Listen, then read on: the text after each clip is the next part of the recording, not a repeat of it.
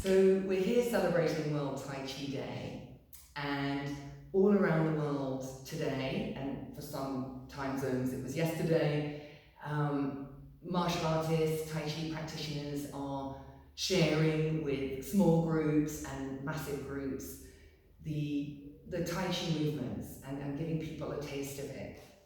And the theme for the World Tai Chi event is One World, One Breath.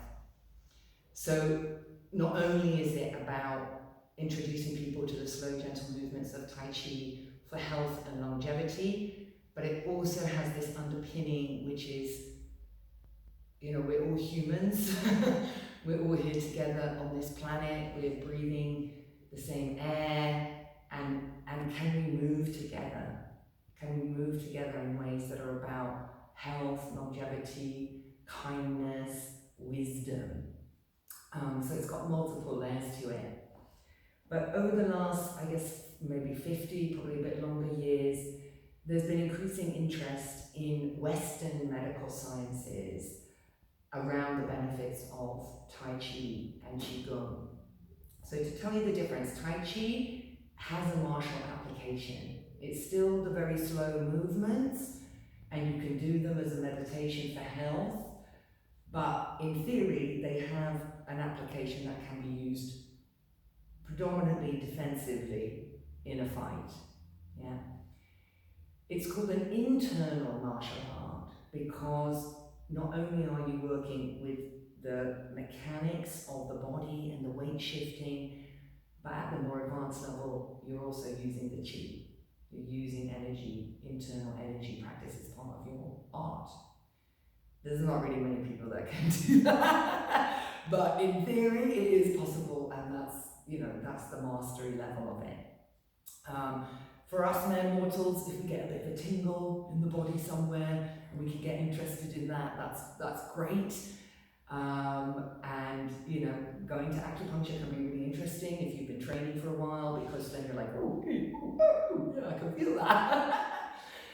Qigong looks quite similar, but the movements are often a little bit different, and these movements are designed to activate certain channels and certain meridians of energy, and so they're less about it's a martial application. It might just be a movement that's just a movement. It doesn't have a martial defense or attack underpinning to it, intention to it. But both of them are working with energy. One more for martial application, one more for purely for health and longevity. But they do sort of look the same, arms moving, weight shifting, breath, smooth, continuous, silent, going in and out.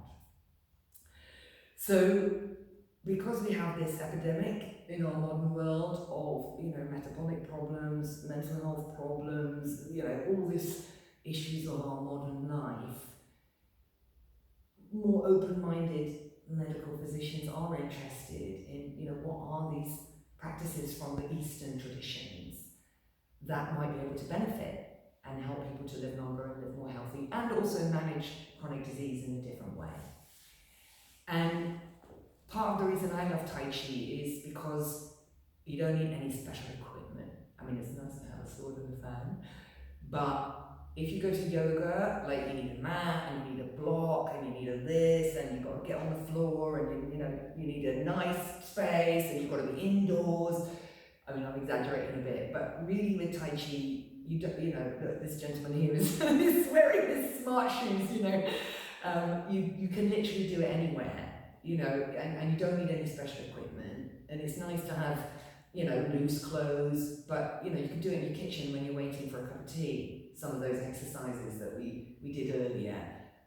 If you can find a beautiful spot outside, just go for it. 2 minutes, 1 minute, couple of movements. So I really like it because it's easy to do. You can do it anywhere. You don't need special clothes, and we do always recommend doing it in nature. It's like an extra energy boost if you can do it. Doing it first thing with the morning sun, then you've got another layer of energy boost. And yeah, just to be playful with it. They call it playing Tai Chi. And sometimes when you train with certain masters, they'll even give an instruction before you start. They'll say, put a smile in your heart. So there's almost an instruction to visualize your heart smiling, to help from the inside kind of create that feeling of well-being, even if chaos is all around. Like, okay, there's a little bit of my heart that just goes, yeah. And then when we're doing those final 3 breaths, I'm doing a gratitude practice there. I'm just like, you know, thank you, thank you, thank you. My body can move, my body can move. You know, my body can move. What a miracle that is.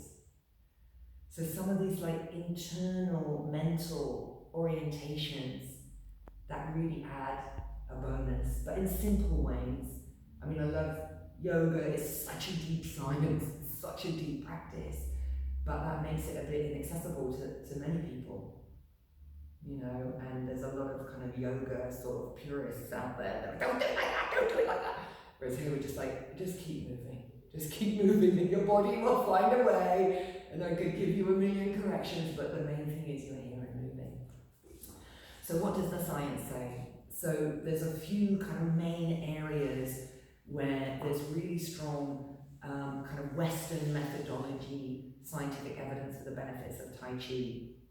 There's like 1,000 times more papers that are written in Chinese that are stored in Beijing University and the University of China. There's a bias in our scientific research. We don't believe that. We don't trust that. We only trust the work that comes from the American journals and the English journals. It's not right, but that's kind of how it is. But fortunately, that work is increasing. One of the main things where they feel Tai Chi can be really helpful is in cardiac health. And that's because the movements and then the movements plus the mental aspects promote circulation. Yeah, so that thing I showed you earlier where my hands were kind of a bit mottled. I mean, I can actually see like, oh, great, you know, the blood is flowing more into my extremities. And what that means is that my heart is pumping more. Yeah. So it's a good exercise for the prevention of cardiac problems, and it's also a good exercise for people that have experienced maybe like a stroke or a kind of heart attack, early stage heart disease. It's a really good way for them to very gently come back and start to exercise their heart and improve their cardiac health, even if there's a problem. Because it works the heart, it's somewhere between sort of just sitting and resting and aerobic exercise. So it's kind of more than just walking, but it's not like going for a jog. When they look at the amount of heartbeats per minute that people have been doing Tai Chi, different sorts of exercises, it sort of sits in the middle. And I think Julie mentioned at the beginning, it's often a surprise to people, like, oh, you know, actually I'm quite hot, or, you know, I'm kind of sweating a bit. How could that be? It doesn't really feel like I'm doing anything. But you are doing something that is mildly aerobic when you do that. The other place where there seems to be quite a lot of strong evidence is for arthritis and autoimmune diseases. And again, we're not 100% sure what the mechanism is. Some of that may be because it reduces stress, and stress then has a knock-on effect on autoimmune disease. Maybe it's about increased circulation and oxygenation of the blood moving around the body that's helping the lymph system, supporting the lymph system with the drainage. Maybe it's because often at the end of a Tai Chi class, you'll see people doing this. So at the end of a Tai Chi class, often the teacher does like a rub down and a pat down. And I'm often encouraging people to massage the lymph. Yeah, not this one, do that at home. This one under the arms, this one under the knees. Yeah, and we can, you know, it's like, I'm not a doctor, right? To be clear, I'm not a doctor. But it makes sense in my mind that if I want these things in my body to work, you know, a gentle massage is probably doing something, right? I mean, I don't know all the specifics of it, but, you know, at the end of the class, there's a lot of the massage key points So it may be that that's also, helping, particularly with autoimmune. And then the third kind of increasing evidence base is for mental health. Probably the mechanism is general stress reduction. You're moving, and we know from evidence base for depression that movement is as effective as antidepressant medication for mild to moderate depression and anxiety. So it could be because you're moving. It could be because you're learning. And we know that actually learning and having a kind of growth learning mindset is something that can boost our mental health because we feel agency. And it's like, I can't do anything, I can't get out of bed, I'm not going to do anything, I can't, I'm totally useless. It's like, look, you've just learned 3 moves. You've done it. It's not perfect, but you've done it. You've learned like loads of moves today. And for somebody that maybe has been in a bit of a low mood and feeling a bit like they can't do anything, that maybe is the lifting.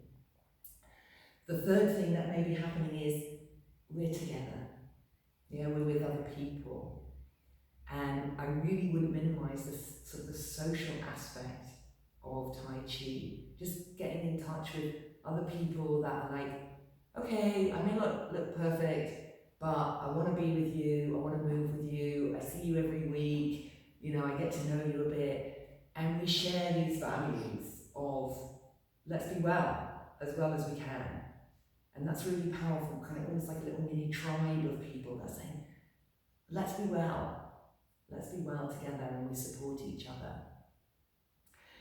And then from a kind of a neuroscience point of view, what's fascinating for me is there is something really powerful when we move together in our brains. We were mostly kind of doing lines this way. You can get this effect with practice and a bit of repetition when everybody is moving together in the same speed, in the same pace. Our brains do something really interesting, which is they start to click in and synchronize through the mirror neuron system, which increases that sense of empathy and connection with other people. So there's the just kind of we're together, which is great, and then there's the like, we're moving together, synchronized. And I once watched a panel, I've got to find it, it was on YouTube, it was a panel of like the eminent neurologists from America, so these are medical doctors studying neurology, and they asked one of them, what is the very best exercise? And he actually said synchronized swimming. Because of all these factors. And in my mind, I immediately went, we're doing that in Tai Chi, it's just we're not in the water. But it's together, synchronized, coordination, weight shift, okay, synchronized swimming is actually really aerobic, but it has an aerobic quality to it. And then of course, if you're in the water, you're doing, you're really helping your joints not to be strained. So in Tai Chi, you just have to go softly. So those are really the main ones there. Cardiac health, we talked about, getting a bit of aerobic exercise, autoimmune, inflammatory diseases, particularly arthritis, and then also the mental health and the stress reduction aspects. So, wow, what a wonderful thing Tai Chi is. And I'm happy to answer any questions now.